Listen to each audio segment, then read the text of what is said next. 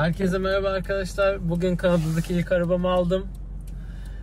Bugünün konusu eve gider gitmez bunu çekeceğim. Bu araba ne kadar? Türkiye fiyatı ne kadar? Buradaki insurance yani trafik sigortası ne kadar? Türkiye'de ne kadar? Bunu sizle eve gider gitmez paylaşacağım. Önce introya giriyorum. Ardından bilgileri sizle paylaşmaya başlıyorum.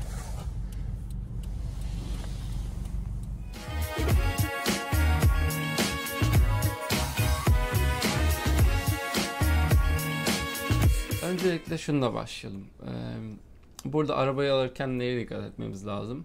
Bunu aslında ben Türkiye'deyken de duymuştum.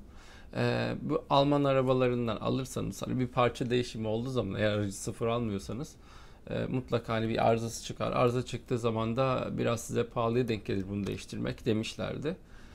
Ona rağmen Türkiye'de bir Alman arabası almıştım. Ama burada bu Türkiye'de denilenin aslında biraz daha altı çizili vurgulanmış hali var. Yani burada Alman arabası aldığınız zaman gerçekten parçasını değiştirmek çok pahalı ve çok fazla benzin yakıyorlar. Ve benzin yakması burada çok problem değil ama parçasının pahalı olması burada problem. O yüzden ben bir Japon arabası aldım. Marka söylersem belki ilerideki zamanda problem olur. O yüzden hani Instagram'dan takip eden varsa orada attığım storylerden falan görenler olur orada aracın markasını. Ee, Bu parçadan dolayı ve sıfır almayacağımdan dolayı ikinci el alacağımdan dolayı ben bir Japon arabası aldım. SUV tarzında yani Jeep tarzında bir araba aldım.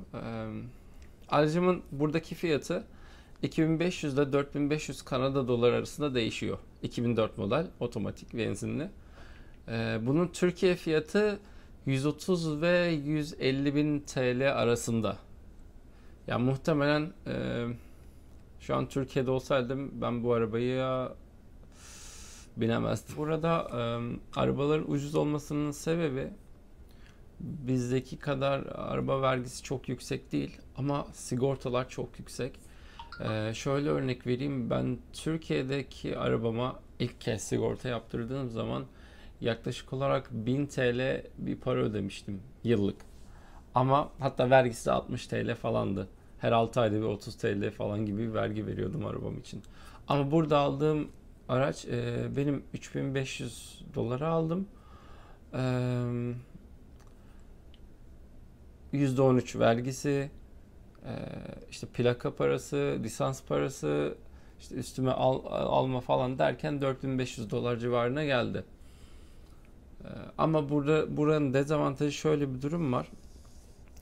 Evet, yeni arabalar ucuz, Türkiye'ye göre çok fazla ucuz. Burada arabaların ucuz olmasının temel sebeplerinden bir tanesi biliyorsunuz Kanada'da çok fazla kış var, çok fazla kar var. O yüzden sürekli bir tuzlama çalışması var. Bu da arabanın çürümesine sebep oluyor. Bundan dolayı aracı sıfır alsanız bile 2-3 sene sonra o çürük pas lekelerini görebilirsiniz çok iyi korumadıysanız. Bundan dolayı ikinci el fiyatları biraz daha uygun. Benim arabamda yok mu? Benim arabamda da var. Ufak tefek böyle çamurlukların etrafında. İkinci el ve 2004 model olduğu için çok da önemsemedim açıkçası. Benim zaten hedefim hani bir sene bu arabayı kullanıp ondan sonra değiştirmek. İlk arabam olduğu için de hani biraz daha buranın trafiğine alışmak istedim. Bu arada hani kurallarımız aynı. Türkiye ve Kanada'daki trafik kurallarının neredeyse hepsi aynı.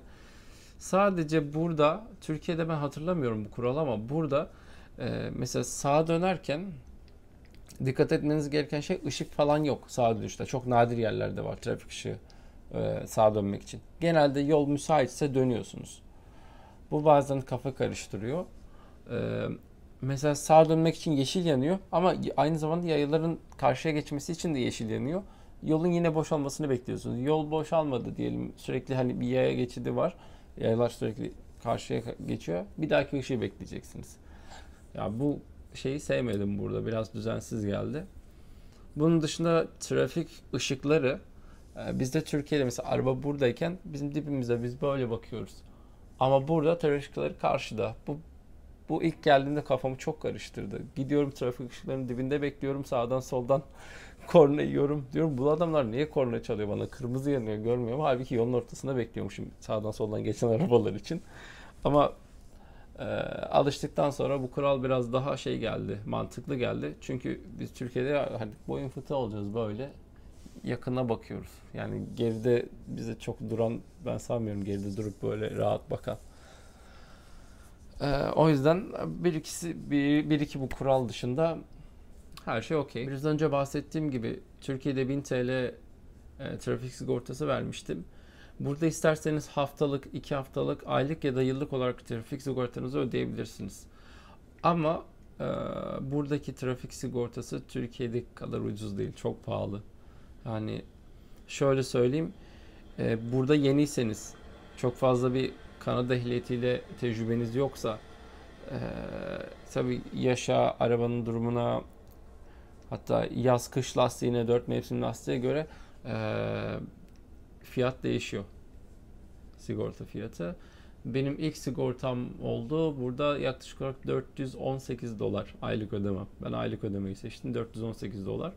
Konuştuğum acente bana şey dedi. 6 ay sonra eğer herhangi bir problem yaşamamışsan bir 100 dolar aşağı inecek. 318'e inecek dedi.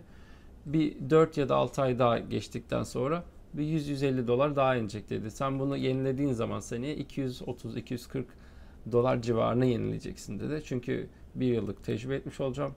Hani Allah korusun bir kaza bela olmadığı sürece bir dahaki insurance'ımı, trafik sigortamı ucuza almış olacağım.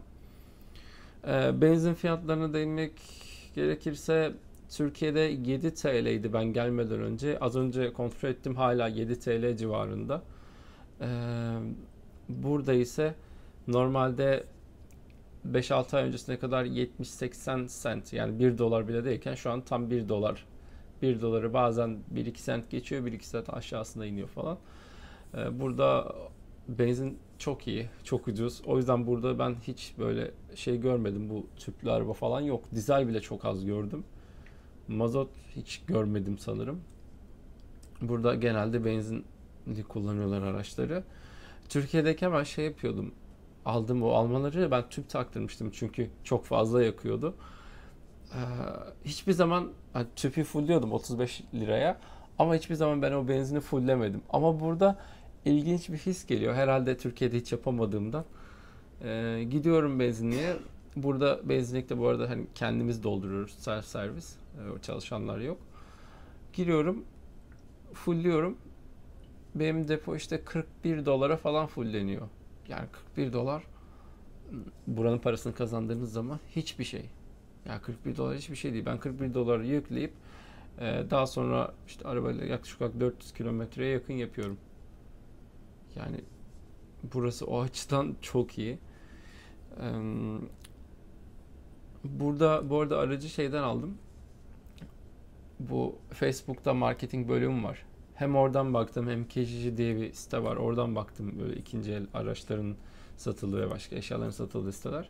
Ben ama Facebook'tan buldum. Adamın çok küçük bir ofis var. Ofisin önünde 6-7 tane aracı var. Sürekli bir al-sat halinde. Ben o adamdan aldım. Valla şu ana kadar bir problem yaşamadım araçta. Aracı alalı videonun ilk kısmını ben 2-3 ay önce çektim. Şu anda alalı 2 ya da 3 ay oldu sanırım. Şu ana kadar bir problem yaşadım. Umarım tekrar da yaşamam yani. Türkiye'de çünkü son zamanlarda diğer aracım biraz arıza yapmaya başlamıştı. Burada şu ana kadar bir problem yaşamadım. Yaşayacağımı da düşünmüyorum çünkü aracıma özen gösteriyorum. Bakımlarını düzgün şekilde yapmaya çalışıyorum. Elimden geldiğince. Sizlere bu videoda bunu anlatmaya çalıştım. Umarım hepinize nasip olur. Umarım Türkiye'deki fiyatlar burası gibi olur, düşer veya buraya gelirsiniz veya başka bir ülkede mutlaka inşallah güzel arabalar binersiniz. Yeni videoda görüşmek üzere. Hoşçakalın. Bu arada arkadaşlar videoyu kapatmadan önce hemen şunu eklemek istiyorum. Ben hayatımda ilk defa karda araba kullandım. Size çok az bir saniye onu da göstermek istiyorum. Çünkü karlı şartlarında bazen eğer daha önce karda araba kullanmadıysanız burada zor oluyor. Aslında otobanda kolay ama şehir içinde çok zor oluyor. Çünkü otoban sürekli tuzlanıyor ama şehir içi otobana göre daha az tuzlanıyor. Sanırım ondan olması gerek. Otobanda çok kolay kullanıyoruz ama şehir içi biraz zor.